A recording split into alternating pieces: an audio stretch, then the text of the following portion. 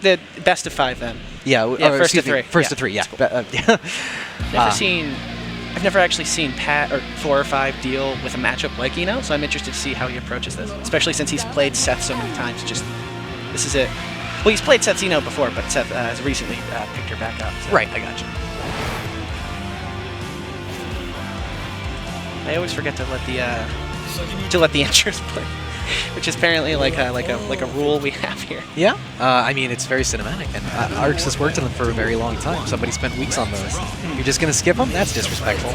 So, I mean, you were just up there. You were just fighting Moongrass. Is there anything you noticed about the way he plays that, 4-5 might be able to take advantage of? Well, he's going to play especially passive against Johnny, especially. He had tried to do that against Soul, but it is easier to go in against Soul with Eno than, say, Johnny. With Pat taking the advantage, you want to avoid something like this happening, so he early bursts. Yeah. Pat will probably be able to catch that if he gets another opportunity to do so. Oh, that was very nice. He had there was a bit of a bait there. He dashed in and then ran immediately out of his threat zone to get off that chemical glove. He does have the life lead here, so maybe we see a bit of the passive play coming out. He's playing closer to full screen. Definitely making use of projectile. We got danger time on deck, and that is that's gonna be super dead. Wow. Fun mechanic. It's honestly the best. Good call on round start coin. For sure. That was a good round start, and that's a big conversion there. Pat has built burst once again. It's nice. Less passive than I'd expect, actually. He's going in. He's calling options. Definitely. Not afraid of burst. From Oh wow! No, like not passive at all. Look at this life lead. This is insane. He's just keeping up the pressure like non-stop. No fear. Like there were so many opportunities there where counter hit was possible if he didn't get the opening. Yeah, of course. Yeah. But just in his head, it felt like. So we're gonna see if there can be adaptations made 4-5 in this round. But again, getting opened up in neutral. Yeah. Seems as if Pat's playing too passively now. Yeah, I'm honestly feeling like there's a bit of an insecurity here. Like he's not sure quite what to do, and I mean maybe that's because is such an uncommon character. He has like that unknown advantage going into it. Well, it doesn't help that Pat very rarely labs this game. He's a very old player, and with the newer changes Eno has, could be that could be why he's playing. Just blocking the entire projectile up there in the corner. He did that to himself. Yeah, that was maybe an error. But he's got another round to work with. Just doing dive kick in neutral. So like I think what's so uncomfortable for Johnny specifically here is that he's being opened up at the range that he usually likes to open people up at. Yeah. Like, you'll see Chemical Love come in whenever he tries to swing his sword and swat you away. And it actually just, beats it outright because it's just a little bit longer. And we see Moongrass take such huge advantage off of it because he's able to get so much damage off of just that one hit. Wow. Covers a multitude of options with that projectile too. You'll see the projectile goes up, he goes in. So that way, in case Johnny tries to escape with a jump, gets caught by the projectile, he has to block it for a while, and then he can replan accordingly.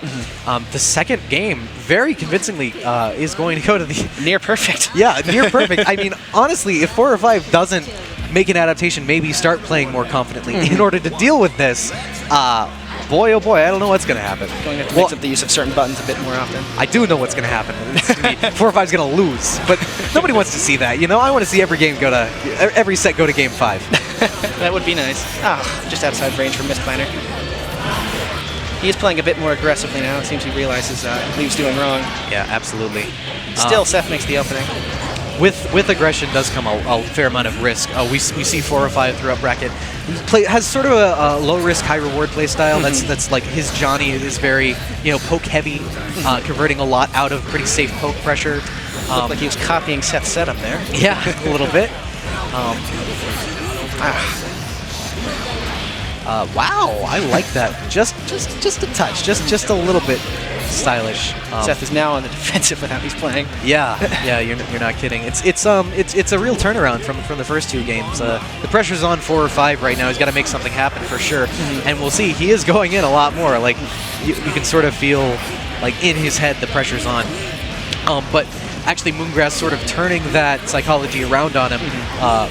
making him overextend, baiting that overextension, and turning that into some damage of his own. It looks like he's going to take this round very convincingly. He does burst, keeps him in the corner. Interesting use of YRC. Yeah, I was about to say that. I feel like that was maybe a misinput, maybe some technical flub. Going to duel 3. Yeah. We'll see if... Match point for Seth.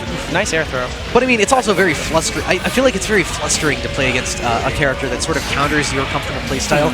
Just having the options to beat out your pokes, it's going to put you in an uncomfortable situation. You're outside of your comfort zone. And as a result, you are honestly more inclined to making unforced errors, like maybe a Randy YRC or 2 or 7. Doesn't help that he's not as familiar with this game's mechanics as, say, previous Guilty Gear, so he's more willing to use YRC in a goofy ways. He's taking it back to neutral, playing a bit more defensively as Eno, I suppose. This is really intense, and I think that's going to be it. Yep. 3-0. 4 or 5, yeah. 3-0, very convincing 3-0. I believe